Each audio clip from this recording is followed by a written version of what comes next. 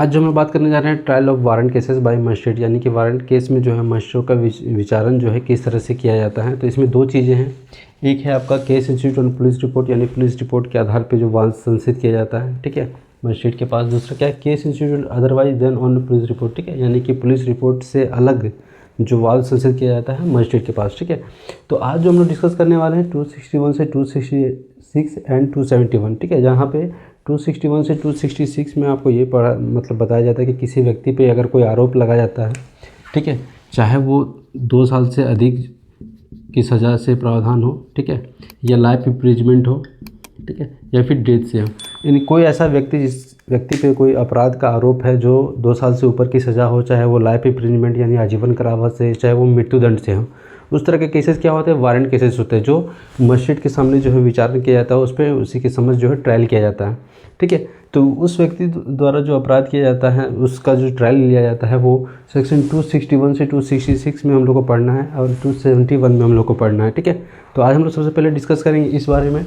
Case institute on A police report, ठीक है, यानी कि पुलिस रिपोर्ट जो वाद जो संशोधित करता है मजिस्ट्रेट के सामने और इसके आगे की प्रक्रिया, जो किसी व्यक्ति के द्वारा कोई अपराध ऐसा किया जाता है तो आगे की प्रक्रिया क्या होती है, उसको किस आधार पे, किस सेक्शन के आधार पे उसे छोड़ दिया जाता है या किस सेक्शन के आधार पे उसे दोषी साबित किया जाता है, आज हम लोग पहले उस बारे में डिस्कस करेंगे।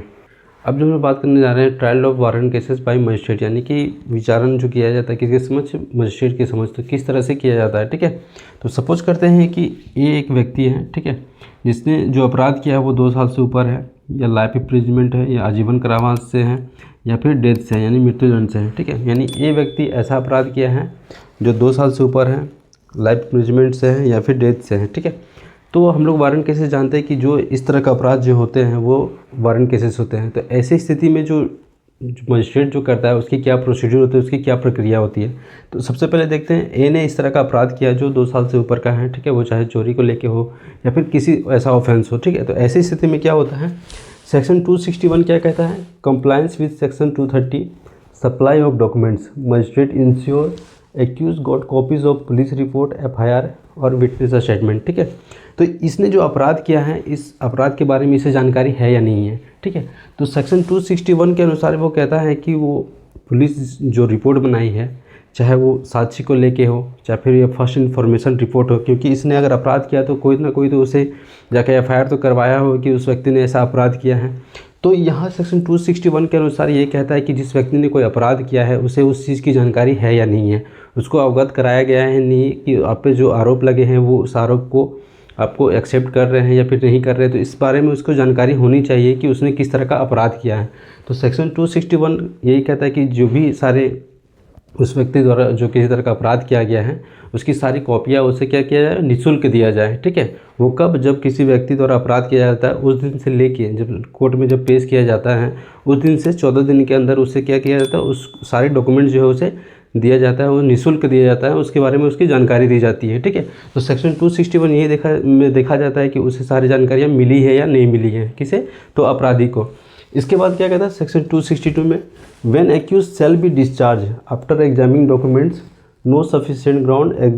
एग्जिस्ट टू प्रोसीड, ठीक है। यहाँ पे जब आरोपी को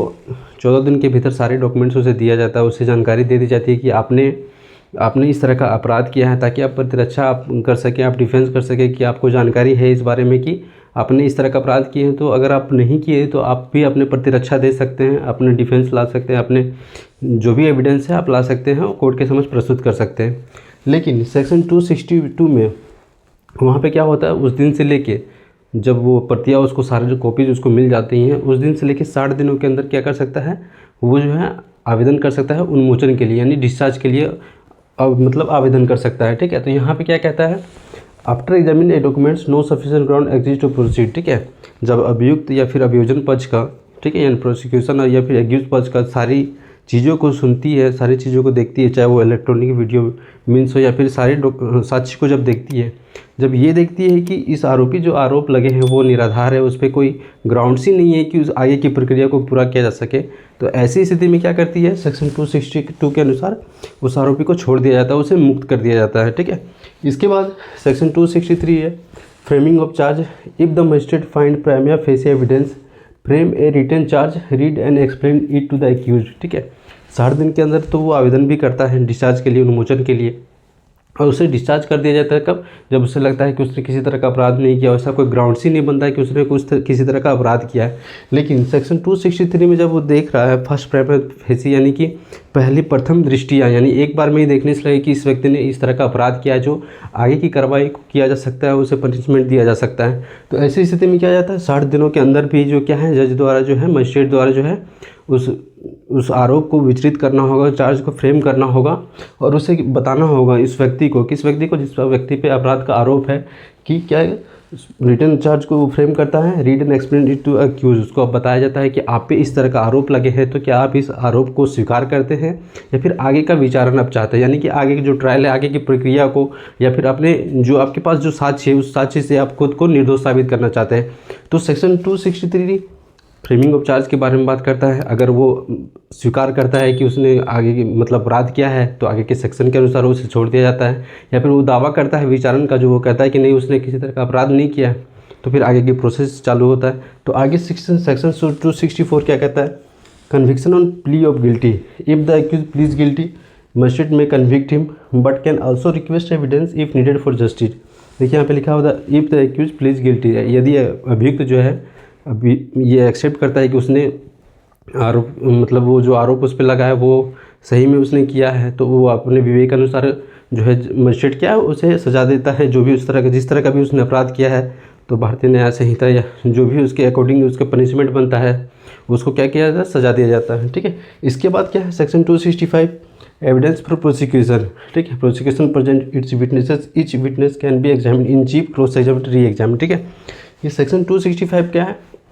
यहाँ पे सेक्शन 264 में अगर वो व्यक्ति कहता है कि उसने किसी तरह का अपराध नहीं किया है, आगे का विचारण चाहता है, आगे का ट्रायल चाहता है, तो ऐसी स्थिति में क्या होता है, जब यहाँ पे उसको दोष सिद्ध नहीं किया जाता, उसे मतलब जो भी उसने आरोप किए वो एक्सेप्ट नहीं करता है, तो ऐसी स्थिति में क्या जाता है, एविडेंस किया जाता है। प्रोसिक्यूशन को, अभियोजन पक्ष को बोला जाता है कि आपके पास क्या ऐसा साक्ष्य है जहाँ पे आपको लगता है कि इस व्यक्ति ने ऐसा अपराध किया है, जो आप प्रूव कीजिए उस चीज़ को। तो ऐसी स्थिति में क्या किया जाता है, प्रोसिक्यूशन जो होता है वो अभियोजन पक्ष जो होता है, जो एफआईआर में जो साक्ष्य होते हैं उनको भी समन जारी किया जाता है कि आप उनको बुलाइए, उनके द्वारा ये प्रूव किया जा सकता है कि उसने ये अपराध किया है। ठीक है, उन्होंने देखा है इस चीज़ को, या जो भी वो साक्ष्य है वो चीज़ प्रस्तुत किया जाता है। ठीक है, ये ज़रूरी नहीं है कि जो भी एफआईआर में सारे जो है वो सारे लोग आए। ठीक है, जो सारवान व्यक्ति होते हैं उनको भी बुला के वो साक्ष्य लिया जा सकता है। ठीक है, इसके अलावा सेक्शन 260 में एविडेंस फॉर डिफेंस। ठीक है, एक्यूज भी के पास भी ये अधिकार है। ठीक है, एक्यूज के पास भी ये अधिकार है कि वो भी अपने प्रतिरक्षा के लिए अपने एविडेंस को लाए। इसके लिए वो क्या करता है, वो भी आवेदन कर सकता है मजिस्ट्रेट से कि वो भी समन जारी करे। समन जारी किया जाता है, लेकिन जब देखा जाता है मजिस्ट्रेट द्वारा कि ये समय बर्बादी है, तो ऐसे स्थिति में वो क्या करता है, समन जारी नहीं कर सकता। लेकिन जो भी अगर कोई स्टेटमेंट दिया जाता है वो भी फाइल किया जाता है मजिस्ट्रेट के पास। एक्यूज के द्वारा कोई भी अगर रिटन स्टेटमेंट दिया जाता है, कुछ भी इस तरह का फाइल दिया जाता है, तो वो भी फाइल किया जाता है उस स्टेटमेंट के साथ। ठीक है, इसके अलावा जो भी अभियुक्त के जो भी साक्ष्य होता है वो भी इलेक्ट्रॉनिक वीडियो मीन्स, यानी जो भी जिसी तरह से भी दिया जा सकता है साक्ष्य को, वो लिया जाता है। ठीक है, इसके बाद क्या है सेक्शन 271 में एक्यूटल और conviction. After completing prosecution evidence, defence evidence, examination of accuse, hearing final agreement. ठीक है, अभियोजन यानी प्रोसिक्यूशन और अभियुक्त यानी एक्यूज के दोनों पक्षों के बात सुनने के बाद अगर उसे लगता है कि उसने अपराध किया है तो उसे अपराध को सजा दिया जाता है। अगर उसे लगता है कि वो अपराध नहीं किया हुआ है तो उसे निर्दोष कर दिया जाता है। ठीक है, निर्दोष मुक्त किया जाता है।